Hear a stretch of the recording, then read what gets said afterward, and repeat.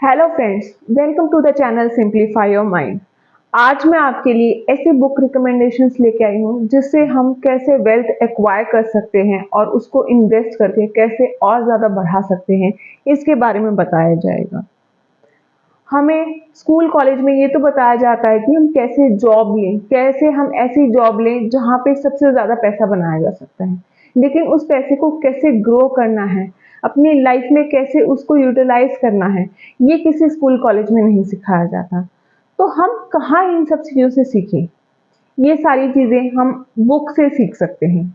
और आज मैं आपके लिए ऐसी 3 बुक्स लेके आई हूँ जिसमें पैसे के बारे में बहुत अच्छे से बताया गया है। First book is the almanack of Naval Ravikant. ये बुक 2 पार्ट्स में डिवाइड है। फर्स्ट कि हम वेल्थ कैसे एक्वायर कर सकते हैं और सेकंड हम लाइफ में कैसे खुश रह सकते हैं। आज हम बात करेंगे कि कैसे हम वेल्थ एक्वायर कर सकते हैं।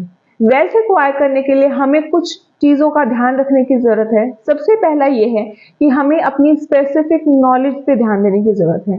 स्पेसिफिक नॉलेज हमारे डीएनए, अपब्रिंगिंग और उसकी तरफ हमारे रिस्पॉन्स का एक कॉम्बिनेशन है। हम कंपटीशन से बच सकते हैं अगर हम ऑथेंटिक हैं और अपनी लाइफ में क्रिएटिव हैं। हमें अपने टाइम की वैल्यू करना बहुत ज़रूरी है। ऑथर इसमें टाइम की वैल्यू बताते हैं कि हमें अपने टाइम की बहुत ज़्यादा वैल्यू करने की ज़रूरत है। हमें उसको आवरली बेसिस पे रेट करने की ज़रूरत है और उसको सेव करने के लिए पैसा खर्च करना चाहिए।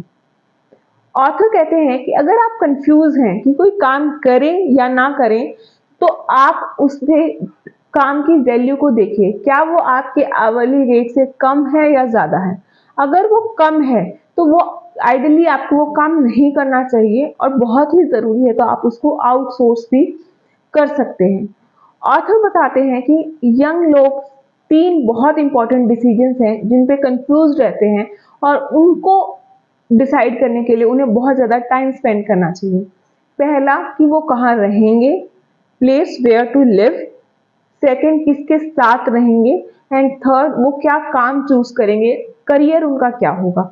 ये 3 डिसीजंस ऐसे हैं जिन पे उन्होंने बहुत ज़्यादा उनको इंट्रोस्पेक्ट करने की ज़रूरत है, उस चीज़ पर बहुत ज़्यादा सोचने की ज़रूरत है। ऑथर रिटायरमेंट की एक बहुत ही अच्छी डेफिनेशन बताते हैं कि जब हम एक इमेजिनरी फ्यूचर के लिए अपने आज को सेक्रीफाइस करना बंद कर देते हैं तो वो रिटायरमेंट है। रिटायरमेंट होने का 3 तरीके हैं कि जब हमारी पैसिव इनकम हमारी बर्न रेट कवर करने लग जाए तो कह सकते हैं कि हम काम से रिटायर हो गए हैं। दूसरा, हम अपनी बर्न रेट को कम कर सकते हैं। बर्न रेट का मतलब ये है कि हमारे मंथली एक्सपेंसेस कितने हैं।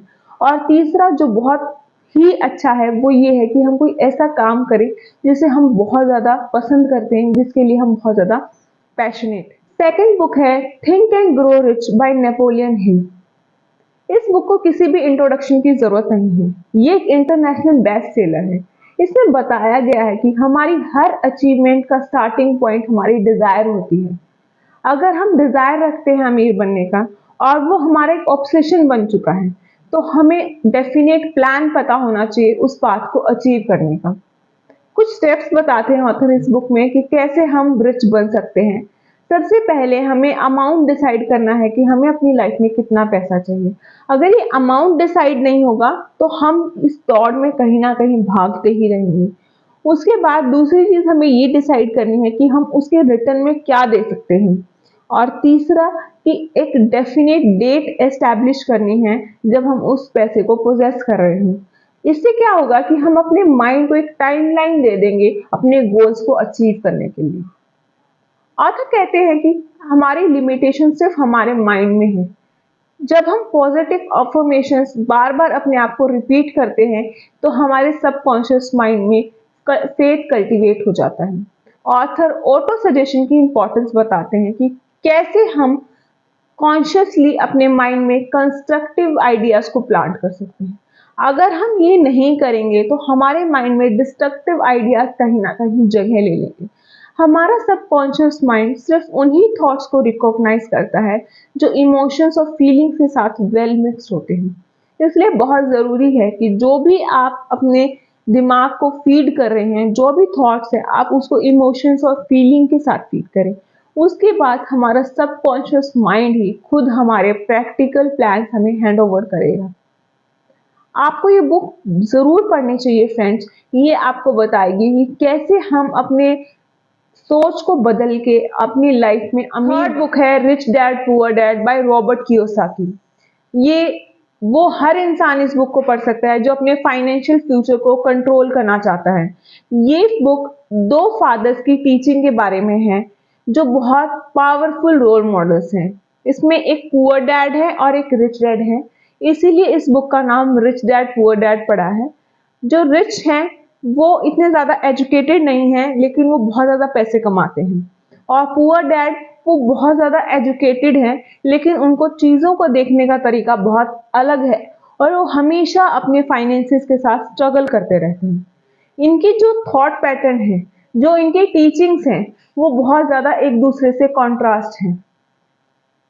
जो रिच डैड हैं वो हमेशा ये कहते हैं कि हमें अपने आप से ये क्वेश्चन पूछना चाहिए कि हम किसी भी चीज़ को कैसे अफोर्ड कर सकते हैं। दोनों डैड एजुकेशन में बिलीव करते हैं लेकिन वो same course of study recommend नहीं करते हैं। पुअर डैड कहते हैं कि हमें सिर्फ वही चीज़ें लेनी चाहिए जिन्हें हम अफोर्ड कर सकते हैं।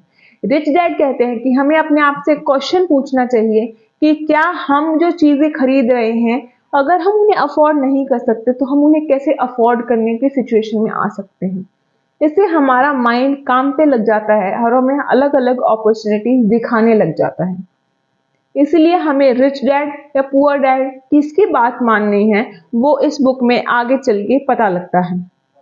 पुअर डैड कहते हैं कि हमारी लाइफ में जो सारी प्रॉब्लम्स हैं वो पैसे की वजह से हैं, लेकिन रिच डैड कहते हैं कि अगर हमारे पास पैसा होगा तो वो हमारी प्रॉब्लम्स हमें सॉल्व हो जाएंगी। पुअर डैड कहते हैं कि हमें अपनी लाइफ में रिस्क से बचना चाहिए। रिच डैड कहते हैं कि हमें अपनी लाइफ में रिस्क मैनेज करना आना चाहिए।